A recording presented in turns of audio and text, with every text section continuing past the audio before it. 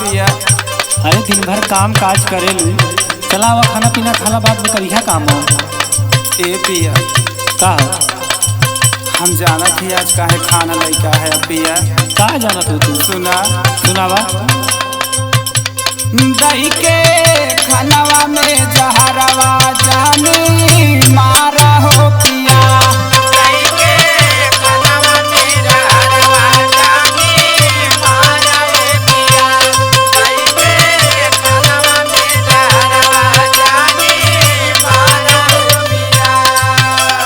तू पागल भाऊ, खाना में क्या डाला भाई?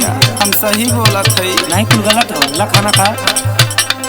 दही के खानवा में जहरवा जानी मारा हो पिया, जानी मारा हो पिया।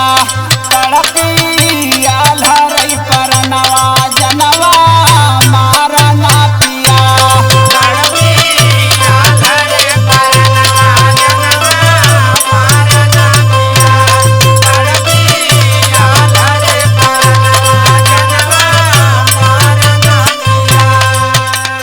तड़पी आल्हरई परनवा जनवा मारा ना पिया हो, जनवा मारा ना पिया। खेली है गोदी में सुगनवा जनवा मारा ना पिया।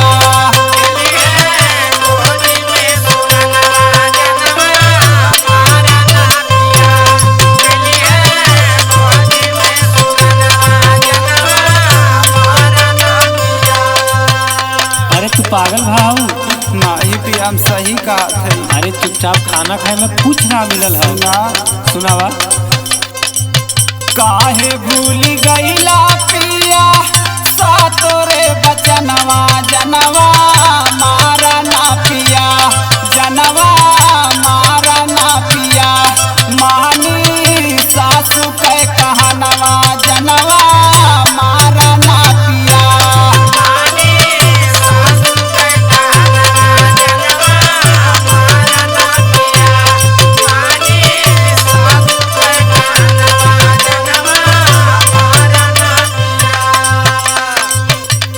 मानी सासू के कहनवा जनवा मारा ना पिया हो, जनवा मारा ना पिया।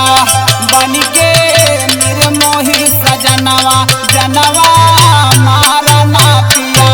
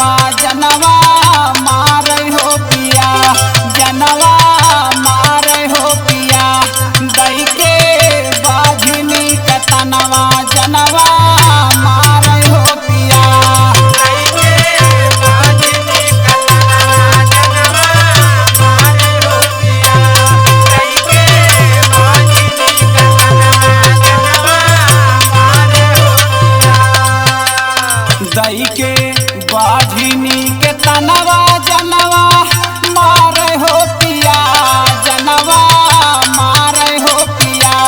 कैसे साहिया पमनवा तनवा मारे हो पिया। कैसे साहिया पमनवा तनवा मारे हो पिया।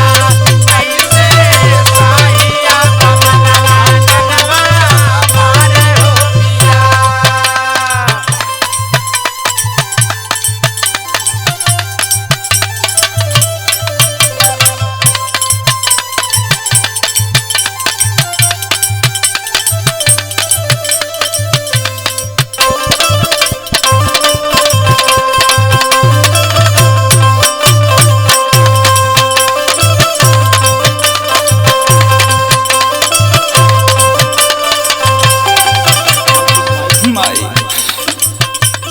भेज तू भैया के भवनवा जनवा